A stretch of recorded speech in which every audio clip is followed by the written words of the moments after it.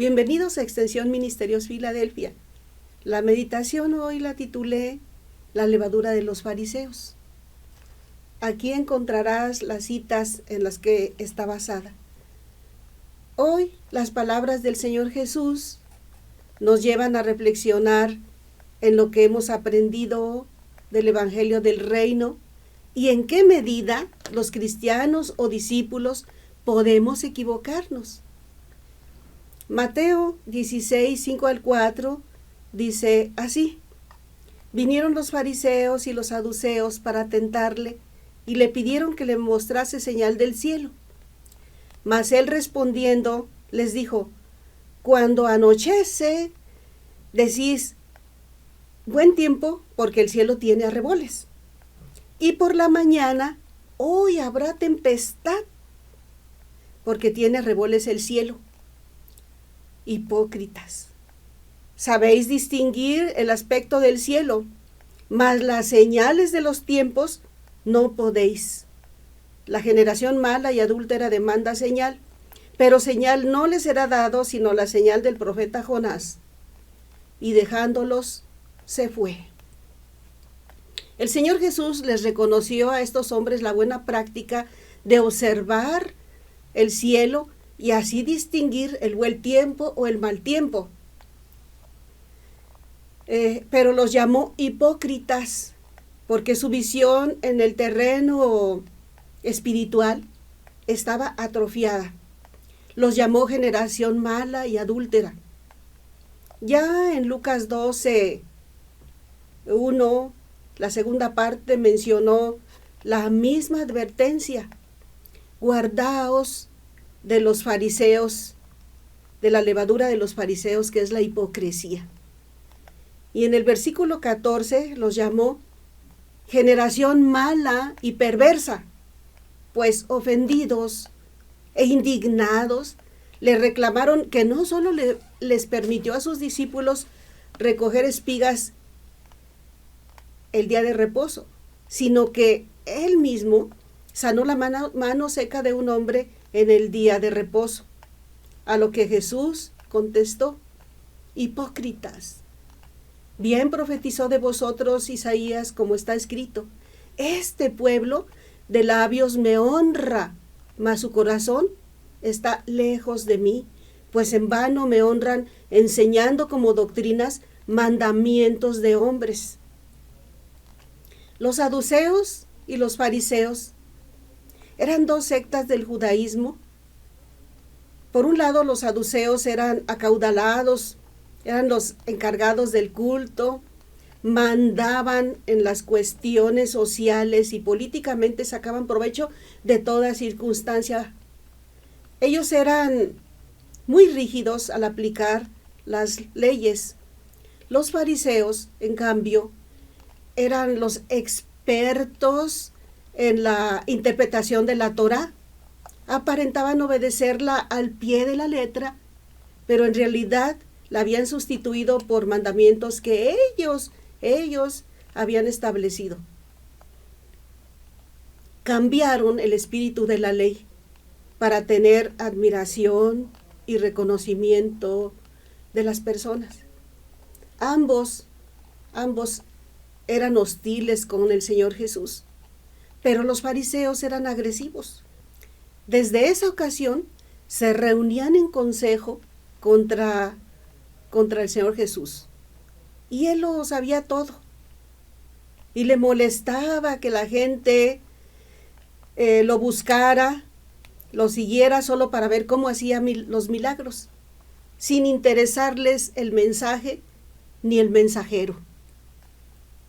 En relación a la señal que le pedían, el evangelista Marcos en el capítulo 8, 11, 13, añade algo más. Dice: vinieron entonces los fariseos y comenzaron a discutir con él, pidiéndole señales del cielo para tentarle. Y gimiendo en su espíritu dijo: ¿por qué pide señal esta generación? De cierto os digo que no se dará señal a esta generación. Y dejándolos, se volvió para entrar en la barca. Marcos puso mucha atención a la reacción del Señor Jesús al ver que discutían con él pidiéndole señal. Seguramente que les explicó el mayor valor que tiene el espíritu de la ley sobre la letra, pero no aceptaban nada. Y gimiendo el Señor Jesús en su espíritu, dijo: ¿por qué pide señal esta generación? El diccionario enciclopédico de la Biblia y teología menciona el verbo gimió, estenazo, y cómo se escribe, como un sentimiento interno de dolor no expresado con palabras, como cuando se dice: el bebé gimió, algo le duele. Y la palabra gimiendo, que es anastenazo, que es la que se aplica en esta ocasión, la que expresó el Señor Jesús, se traduce como emitir un profundo suspiro que expresa queja con dolor. En lo humano el Señor Jesús sufrió, enfrentó el dolor, la frustración, la molestia de esa gente incrédula que siempre lo seguía a todas partes. Aún hoy, otros llenan las filas de la generación mala y perversa que solo cree en ella misma. Les menciono una palabra que encierra un gemir en unidad, en grupo. Es la palabra sustenazo. Significa gemir juntamente con otros, como en Romanos 8:22, donde se aplica al dolor de toda la creación.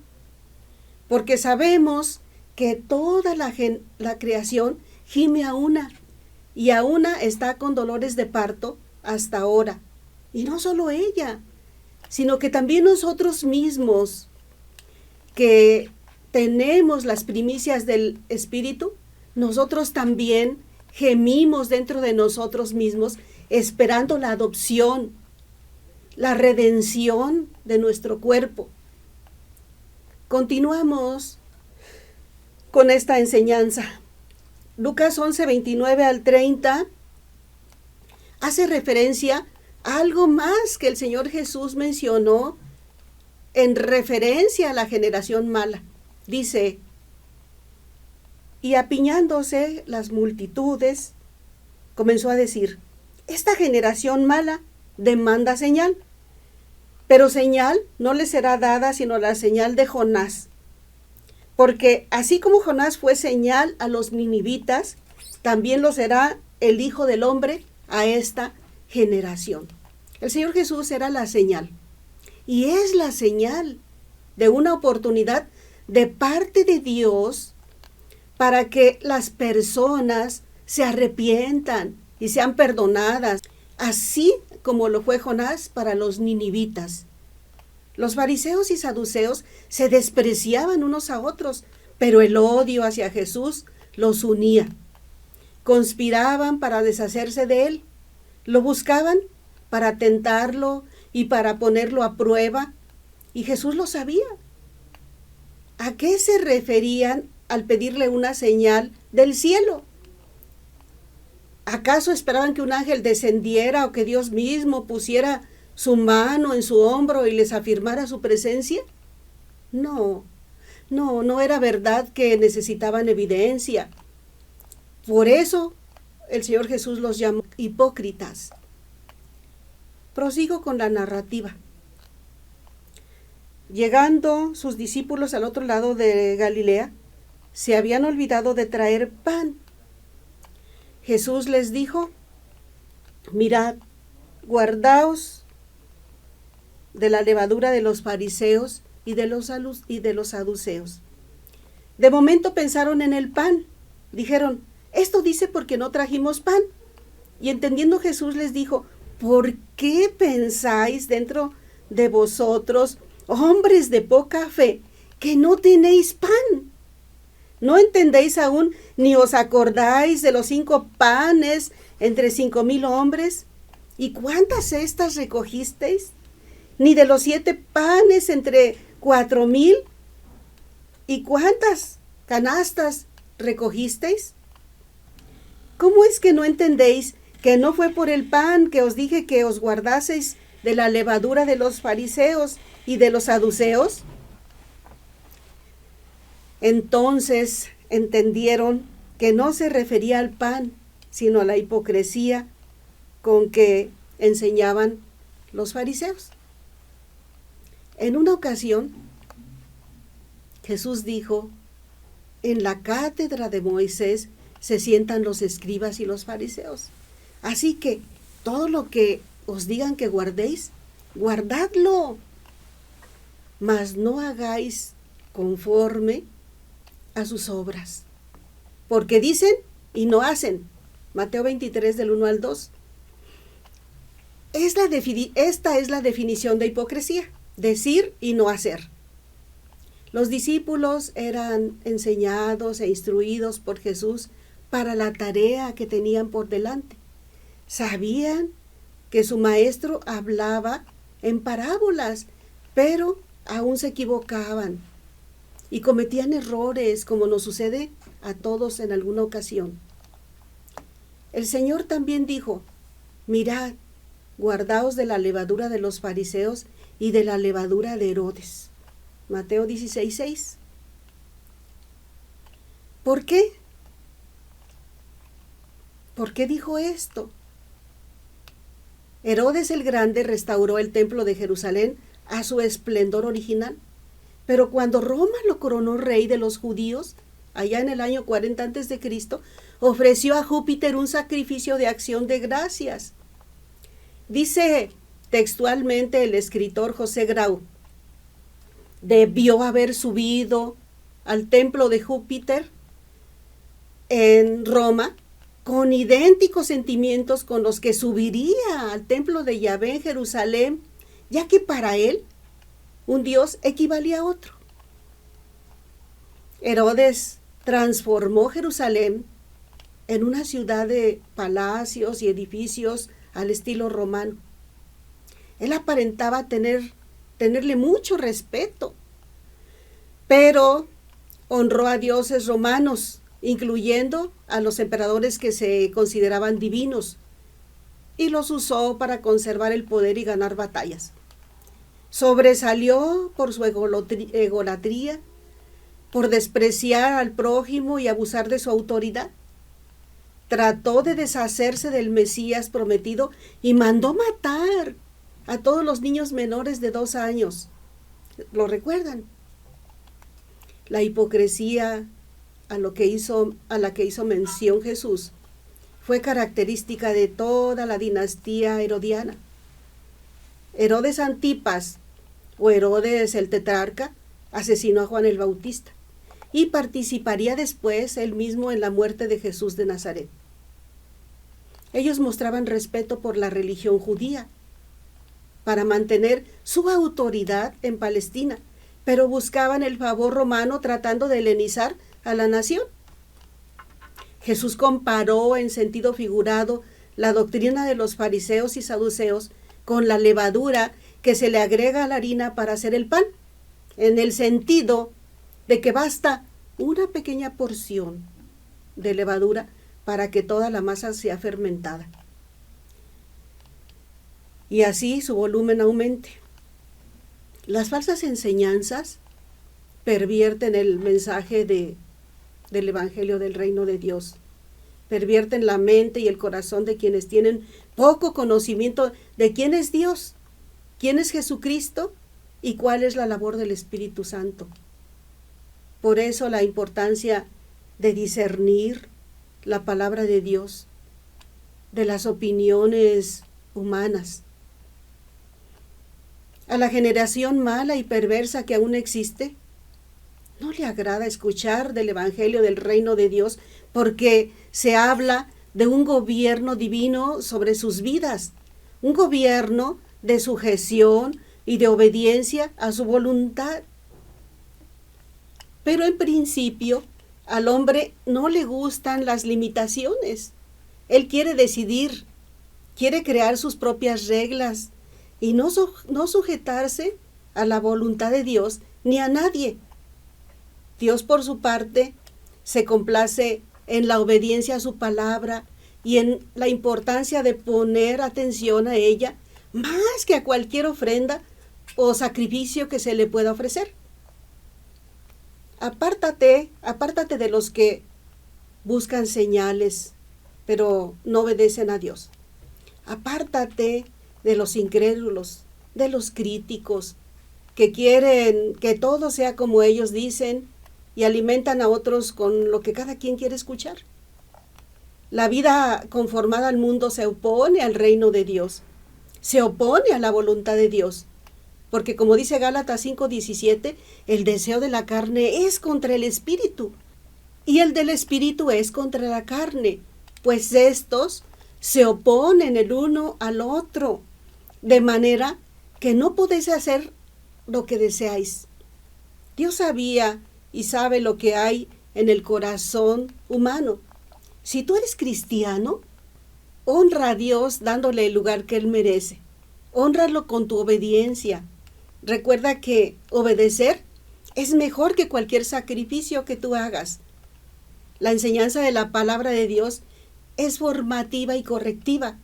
Y en este tiempo de libres pensadores, la mente de algunos no acepta corrección en doctrinas erróneas. Las defiende incluso a capa y espada.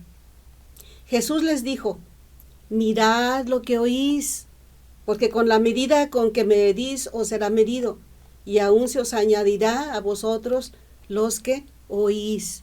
Fíjate cómo escuchas. La Biblia dice que quien persevere hasta el fin será salvo. Que la palabra de Dios no tenga que recordarnos, como lo hizo el apóstol Pablo con los Gálatas, cuando les dijo: vosotros corríais bien. ¿Quién os estorbó para no obedecer a la verdad? Esta persuasión no procede de aquel que os llama. Un poco de levadura leuda toda la masa. Gálatas 5:7. ¿Qué es lo opuesto a la levadura en el pan o la masa? La integridad y la sinceridad. Dios espera que todo lo que hagamos o digamos sea de forma sincera, sin fingimiento, sobre todo el amor. Nos lo recuerda el apóstol Pablo en Romanos 12:9-10. Dice: el amor sea sin fingimiento. Aborreced lo malo, seguid lo bueno. Amaos los unos a los otros con amor fraternal. En cuanto a honra, prefiriéndonos unos a los otros. A Dios no lo impresionamos con abundancia de palabras bonitas o rebuscadas. A Él le agrada el corazón genuino, y nuestro reconocimiento sincero y nuestras acciones que sean acordes con lo que expresamos. El pueblo de Dios celebraba la cena del Señor con panes sin levadura.